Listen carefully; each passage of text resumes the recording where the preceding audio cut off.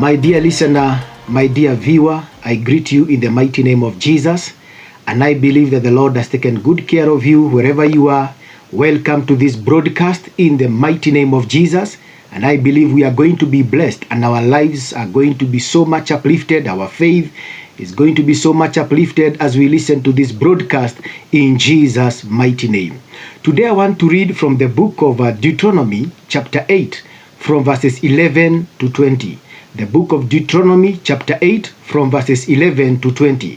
But I want to pick on verses 19 because that is where I want to share with us today in the name of Jesus Christ. And this is what my Bible version says. Verses 19 says, "Never forget the Lord your God, or turn to other gods to worship and serve them. If you do, then I warn you today that you will certainly be destroyed." Verses 20, "If you do not obey the Lord, then you will be destroyed, just like those nations that he is going to destroy as you advance." Now let me repeat again verses 19.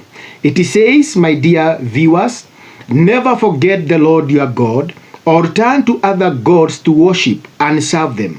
If you do, then I warn you today that you will certainly be destroyed.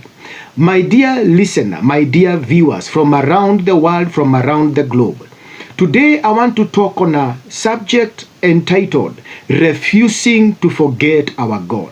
I want to talk on a message entitled Refuse to Forget God. Refuse to forget your God in the mighty name of Jesus. And I believe God is going to bless you in a mighty way. The book of Deuteronomy chapter 8 from verses 11 to 20 gives us of an account when the Lord was speaking to the children of Israel. They were about to get into the promised land. And the Lord was telling them, through Moses, the Lord was encouraging them never to forget the Lord. Through Moses, the Lord was speaking to them, never to forget the Lord, no matter what. And the Lord was telling them that when they have eaten, when they have been satisfied, when they have built houses, when they are living well, when they have enough to eat, that they should never forget the Lord their God. Are these not the things that happen to us when we have eaten well and we are satisfied, when we are living in well-built houses, when we are living well? Most of us have a tendency of forgetting God. But there was a cry through the voice of Moses to the children of Israel that do not forget the Lord your God. And in verses 19, the Lord specifically insisted and said, never forget the Lord your God, or turn to other gods to worship and serve them. If you do, then I warn you today that you will certainly be destroyed.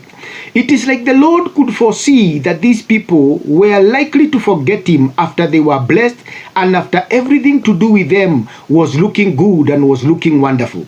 But the Lord encouraged them not to forget him. I want to talk about this generation because I want to say we have a generation that has quickly forgotten about their God. We are living in a generation that has quickly forgotten about their generation. My dear listener, do you remember how you began with the Lord? Actually, the Lord continued talking to them and telling them that I am the one who gives you the power to become wealth, to make riches. The Lord also reminded them of the many miracles that they received when they were in the wilderness. And the Lord was encouraging them and telling them, do not forget me. My dear viewers, my dear listener, my dear viewer, do you remember how far you have come with God? Do you know that it has taken the hand of the Lord? Do you know it has taken the mercies of the Lord for you and I to be where we are today? But unfortunately, and I'm sorry to say that right now, I'm talking to a generation that has forgotten about their God. There is a cry that every one of us, that our hearts may turn back to God because we have forgotten our God.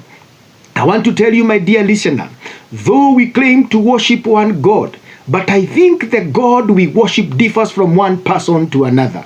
Somebody may ask me, preacher, why are you saying this? Yes, though we claim to worship one God, but I think the God we claim to worship differs from one person to another. My dear viewer, my dear listener, I want to encourage you to check.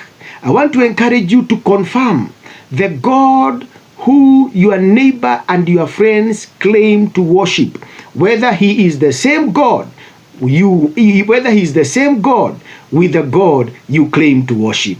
Because the Bible says very well in the book of Daniel chapter 11 verses 32, that they that know their God, they shall grow strong and they shall do exploits. That is what the Bible says, that they that know their God, they shall grow strong and they shall do exploits. The advantage of knowing your God is that you shall grow strong and you shall do exploits. Exploits are reserved for the very few people.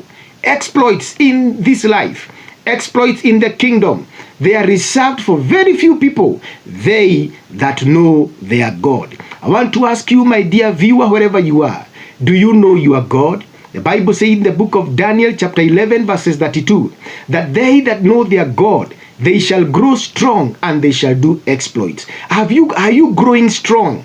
If the same God you claim to, your God is the same God, if my God is the same God as your God, then we need to manifest growth and we need to manifest exploits. But unfortunately, many people are not manifesting growth and they are not manifesting exploits, because the Bible says that they that know their God shall grow strong and they shall do exploits. Many people are forgetting this God who, when we know him, we shall grow in grace and we shall do exploits. Many people have forgotten this God I'm talking about today, that it is through him alone that we can grow in grace, and it's only through him that we can do exploits. Because we were able to grow in wealth, because we were able to grow in our families, because we were able to grow, we came to a point whereby we thought that we need God. We came to a point whereby we thought that we need God no more, because we grew to a point whereby he gave us the power to make wealth, the power to become rich. We forgot about this God. I am encouraging all of you, my dear viewers, let us turn back to God in the mighty name of Jesus. I have come to realize that many people are after what God can offer and not God himself. Unfortunately, most of my viewers, most of us have come to realize that we are not after God, but we are after what God can offer. We are actually after the blessings instead of being after the blesser. And this is the tragedy of life, that many people are after what God can offer to them instead of them being after the God who is the creator of the heavens and the earth. And the Bible says the heaven is his throne and the earth is his footstool. Many of us are after the blessings and instead of being after the blesser. I'm talking to you, my dear viewer, wherever you are. Are you after what God can offer you, or are you after God himself, the creator of the heavens and the earth? The Bible says the world and everything that is in it belongs unto him. This is what the Bible says, that he is the author and the finisher of everything, the author and the finisher, the Alpha and the Omega. Are you after God who is the blesser, or are you after the blessings themselves? May God have mercy upon us in the mighty name of Jesus. We must become the Enochs of our today. The Bible talks about Enoch in the book of Genesis chapter 5 verses 24. It talks about Enoch, who walked with God until he was no more. We must become the Enochs of our time. We must walk with God until we are no more, in the mighty name of Jesus. I want to encourage all of you, my dear viewers and my dear listeners, refuse to forget your God in Jesus' mighty name. Think about the words of Apostle Paul to the church of Galatians. In Galatians chapter 2 verses 20, he spoke and said, Apostle Paul, that it is not I that lives, but Christ that lives in me. Oh, glory be to God. There is a danger in forgetting God. My dear listener, there is a danger in forgetting God. Have you erased the memory of God out of your mind? There is a danger of forgetting God. Can we have viewers? Can we have people today who can talk like the way Apostle Paul spoke and said in Galatians chapter 2 verses 20, that it is no longer I that live, but Christ that liveth in me. My God, help this generation that has forgotten you. We are coming back to God in the mighty name of Jesus. God spoke to the children of Israel in the book of Deuteronomy chapter 8 verses 19, and I'm going to read it again. He spoke to them and said, never forget the Lord your God or turn to other gods to worship and serve them. If you do, then I warn you today that you will certainly be destroyed. Oh, it grieves God when we forget him. The God we serve is a jealous God. One of the names of the Lord is Jehovah Kanana or Jehovah Kuanana. And I hope I'm pronouncing it well. That one of his name is Jehovah Kanana. Oh, that he is a jealous God. The God I'm talking about is a God who wants our devotion 100% in the name of Jesus. I'm talking to somebody, and I want you to know that God wants my devotion, and he wants your devotion to him 100%. Do you love God? Have you forgotten your God? God is calling you back. God is calling back your relationship with him back. God is asking for your relationship and him to be more strengthened and to be more stable than ever before in the mighty name of Jesus. Matthew chapter 22 verses 37. The Bible says, Matthew chapter 22 verses 37. This is what the Bible says. You shall love the Lord your God with all your heart, with all your soul, and with all your mind. That you shall love the Lord your God with all your heart, with all your soul, and with all your mind. God is looking for us to love him with all our heart, with all our soul, and with all our mind. God is looking for us to love him in a big way, in the mighty name of Jesus. Today I'm talking about refuse to forget your God, in the mighty name of Jesus. Many began in the spirit, but have ended up in the flesh. Many of us began in the spirit, but have ended up in the flesh. When you began in the spirit, the manifestation of God was so powerful. It was evident that God is with you, but it is unfortunately that today we have ended up in the flesh. People who began in the spirit, they have ended up in the flesh. May God have mercy upon us in Jesus' name. I remember the words of Jesus in the book of Matthew chapter 24, verses 12 and 13. The book of Matthew chapter 12 verses, Matthew chapter 24, Matthew chapter 24, verses 12 and 13. The words of Jesus. He predicted about the days we are living in. And Jesus spoke and said that in the last days, the love of many for God shall grow cold, but whoever shall hold on to the end shall be saved. We are living in a time whereby the love of many for God has grown cold. The love of many for God has waxed cold. But the Bible says that they that shall hold on to the end, they shall be saved. I want us to hold on to the end and we shall be saved in the mighty name of Jesus. My dear viewer, my dear listener, refuse to be counted among the people that are fulfilling the prophecy of our Lord Jesus Christ in the book of Matthew chapter 24 verses 12, that in the last days the love of many for God shall grow cold. Refuse to be among those people who are prophesying that prophecy right now, because there are many whose love for God has waxed cold. They no longer pray the way they used to pray. They have lost the agape love, the love of Christ. They are no longer support ministry. Some of you who are listening to me are once gifted and so anointed, but I'm talking to you as people who have forgotten your God. God is saying that let us not forget him, because he's a jealous God, in the mighty name of Jesus. The Bible says in the book of 1 Corinthians chapter 10 verses 12, reading from the NIV version, 1 Corinthians chapter 10 verses 12, it says, he who thinks he is standing must be very careful. He must be very careful that he does not fall. There are people who think they are standing well in the firm foundation. There are people who are thinking today they are standing well in their salvation. But there is a warning that Paul gave to the church of Corinthians, 1 Corinthians 10:12. And he told them, so if you think you are standing firm, you better be careful that you do not fall. Do you think you are standing firm? Do you think you are standing on the strong foundation of our Lord Jesus Christ? Be careful. Watch out that you do not fall in the mighty name of Jesus Christ. Don't become so evil that you forget you are God. Many people have forgotten their God. I am calling you today Remember what the Bible says in the book of Leviticus, that so many of us, we do not love the Lord the way we loved him before. We have lost our first love.